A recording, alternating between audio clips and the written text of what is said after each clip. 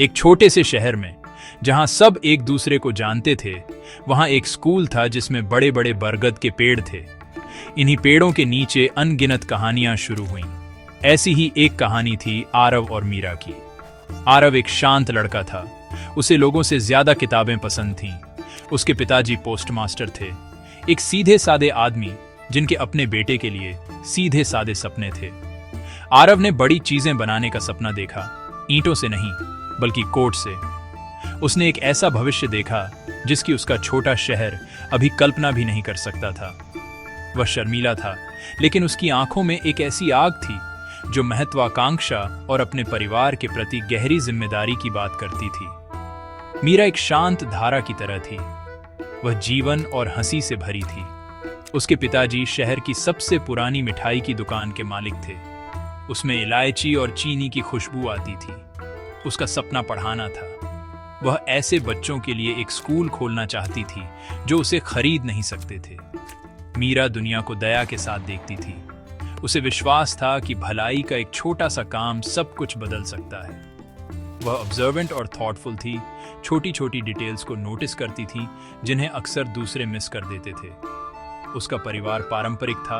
उनका मानना था कि एक बेटी की सबसे बड़ी उपलब्धि एक अच्छी शादी थी, लेकिन मीरा चुपचाप अपनी आकांक्षाओं को पूरा करती रही। उनकी दोस्ती किसी ड्रामेटिक इवेंट से शुरू नहीं हुई। यह धीरे धीरे बढ़ी, एक छोटे पौधे की तरह।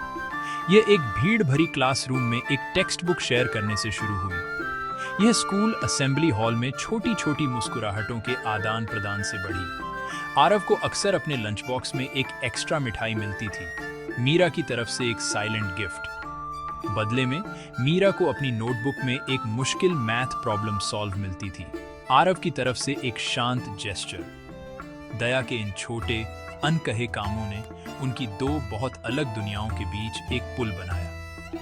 वे एक दूसरे को ज्यादा शब्दों के बिना समझते थे। उनके स्कूल के आखिरी सालों के दौरान उनका रिश्ता गहरा हो गया। वे बरगद के पेड़ के नीचे बैठते थे, सिर्फ पढ़ने के लिए नहीं बल्कि अपने सपनों को शेयर करने के लिए।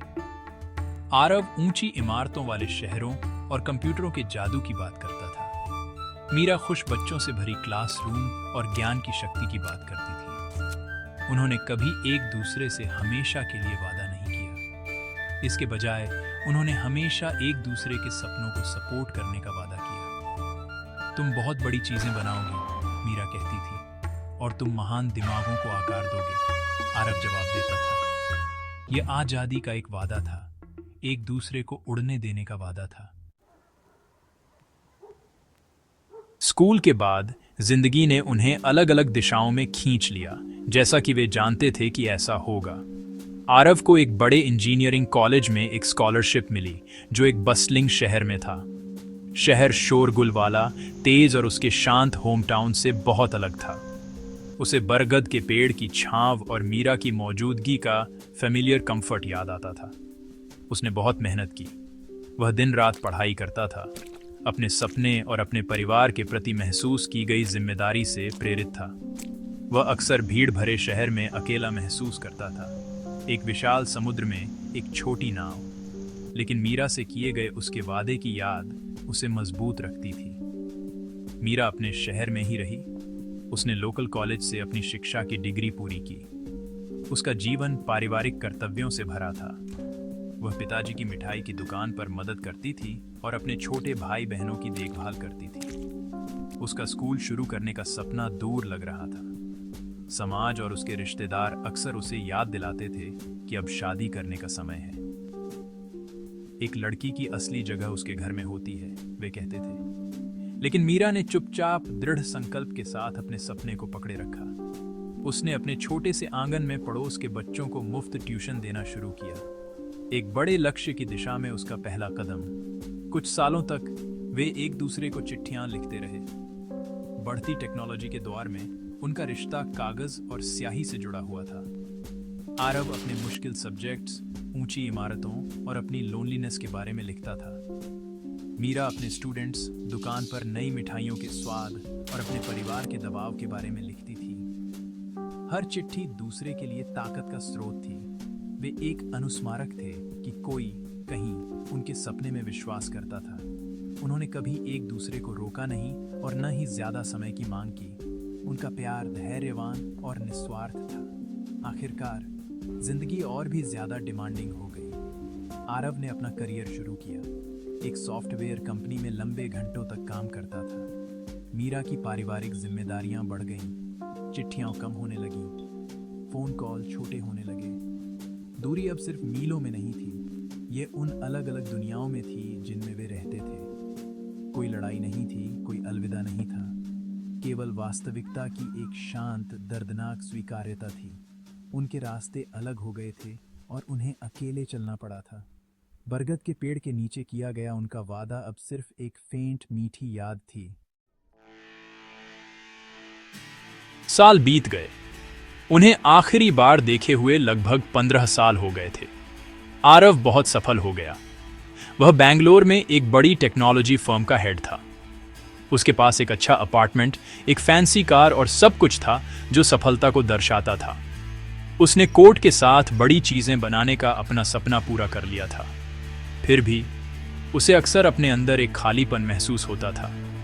शांत पलों में अपनी बालकनी पर शहर की रोशनी को देखते हुए वह छोटे शहर, बरगद के पेड़ और इलायची की खुशबू वाली लड़की के बारे में सोचता था। उसकी सफलता अधूरी लगती थी, एक खूबसूरत गाने की तरह जिसमें एक नोट गायब था। मीरा ने भी अपना रास्ता खोज लिया था। पिताजी की सेहत बिगड़ने के बाद उसने पारिवारिक व्यवसाय संभाल लिया, लेकिन उसने अपने सपने को नहीं छोड़ा। मिठाई की दुकान के मुनाफे और एक छोटे से लोन से उसने आखिरकार अपना स्कूल खोला। ये एक छोटा स्कूल था, लेकिन ये कम आय वाले परिवारों के खुश बच्चों से भरा था। उसने इसका नाम आशा रखा, जिसका अर्थ है उम्मीद। उसने इसमें अपना दिल और आत्मा डाल दी। वह अपने समुदाय में रिस्पेक्टेड थी, एक मजबूत स्वतंत्र महिला। लेकिन रात में जब स्कूल शांत होता था तो वह कभी कभी कंप्यूटरों का सपना देखने वाले शर्मीले लड़के के बारे में सोचती थी। एक दिन आरव को एक पारिवारिक फंक्शन के लिए अपने होम टाउन जाना पड़ा। शहर बदल गया था, लेकिन उसके पुराने स्कूल का बरगद का पेड़ अभी भी वहीं था, बड़ा और पुराना। वह उसके पास से गुजरा, यादों में खोया हुआ। फिर उसने पास में एक छोटी रंगीन इमारत देखी। साइन पर आशा स्कूल लिखा था। उसे एक अजीब खिंचाव महसूस हुआ और वह उसकी ओर चला। जैसे ही वह गेट से अंदर घुसा, उसने एक महिला को बच्चों के एक ग्रुप से प्यार भरी मुस्कान के साथ बात करते देखा। वह जानी पहचानी लग रही थी। उसकी आंखों में वही दया थी जो उसे याद थी। यह मीरा थी। स्कूल के आंगन में उनकी आंखें मिली। एक पल के लिए समय रुक गया। कोई ऑकवर्डनेस नहीं थी, कोई झिझक नहीं थी। ऐसा लग रहा था जैसे 15 साल एक पल में पिघल गए। मीरा की मुस्कान वही थी और आरव की आंखों में अभी भी वही शांत तीव्रता थी। उन्हें यह पूछने की जरूरत नहीं थी कि सालों में क्या हुआ था। वे इसे एक दूसरे के चेहरों में देख सकते थे। उन्होंने संघर्ष, कड़ी मेहनत और सफलता देखी। ये दो आत्माओं का पुनर्मिलन था जो वास्तव में कभी एक दूसरे को छोड़कर नहीं गए थे। उनके जीवन की अधूरी सिम्फनी ने अपना गुम हुआ कॉर्ड पा लिया था। उनकी मुलाकात सिर्फ एक इत्तेफाक नहीं थी, यह किस्मत जैसा लगा। उन्होंने फिर से बात करना शुरू कर दिया, पहले अपने स्कूलों के बारे में, उसका पुराना और उसका नया, और फिर अपनी जिंदगी के बारे में। उन्होंने पाया कि जबकि वे अलग अलग रहे थे, उनके मूल मूल्य वही रहे थे। उन्होंने दोनों ने अपने सपनों से कुछ सार्थक बनाया था। किशोरों के रूप में एक दूसरे के लिए जो सम्मान और एडमिरेशन था, वह अब एक गहरे प्रोफाउंड प्यार में बदल गया था। समाज की अपनी राय थी, अब तुम शादी करने के लिए बहुत बूढ़े हो, कुछ ने कहा। लोग क्या कहेंगे, दूसरों ने फुसफुसाया। लेकिन आरव और मीरा ने दूसरों के लिए अपनी जिंदगी काफी समय तक जी थी। उन्होंने शादी करने का फैसला किया। यह एक साधारण समारोह था, किसी भव्य हॉल में नहीं, बल्कि उसी बरगद के पेड़ के नीचे जहां उनकी कहानी शुरू हुई थी। उनके परिवारों ने उनके चेहरों पर गहरी खुशी देखकर अपना आशीर्वाद दिया। उनकी शादी युवा जुनून पर आधारित शुरुआत नहीं थी, बल्कि धैर्य, सम्मान और अटूट समर्थन पर बनी एक यात्रा की निरंतरता थी। उन्होंने साबित किया कि सच्चा प्यार पोजेशन या कंट्रोल के बारे में नहीं है, यह एक दूसरे को बढ़ने की आजादी देने के बारे में है, भले ही इसका मतलब कुछ समय के लिए अलग होना हो। उनकी साथ की जिंदगी उनकी दो दुनियाओं का एक खूबसूरत मेल थी। आरव ने मीरा के स्कूल में टेक्नोलॉजी लाने के लिए अपने स्किल्स का इस्तेमाल किया, जिससे बच्चों को बेहतर सीखने में मदद मिली। मीरा ने आरव की व्यस्त जिंदगी में अपनी वार्मथ और काइंडनेस लाई, जिससे वह खालीपन भर गया जो उसे इतने लंबे समय से महसूस हो रहा था। उनके दो बच्चे थे, एक लड़का जिसमें आरव की शांत इंटेलेक्ट थी और एक लड़की जिसमें मीरा का कंपैशनेट दिल था। उन्होंने अपने बच्चों को सिखाया कि सफलता सिर्फ एक मंजिल तक पहुंचना नहीं है, बल्कि यात्रा और रास्ते में आप जिन मूल्यों को पकड़े रहते हैं उनके बारे में है। उनकी कहानी उनके छोटे शहर में एक प्रेरणा बन गई। इसने सभी को एक मूल्यवान सबक सिखाया। सच्चा प्यार समय या दूरी से नहीं मुरझाता, यह धैर्यपूर्वक इंतजार करता है, जैसे एक पेड़ सही मौसम का इंतजार करता है खिलने के लिए।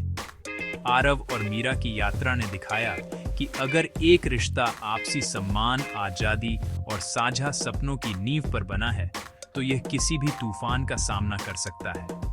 उनका प्यार इस बात का प्रमाण था कि सबसे खूबसूरत कहानियां वे नहीं होती जो रातों रात घटित होती हैं, बल्कि वे होती हैं जिन्हें जीवन भर के धैर्य और एक अटूट दिल से पोषित किया जाता है।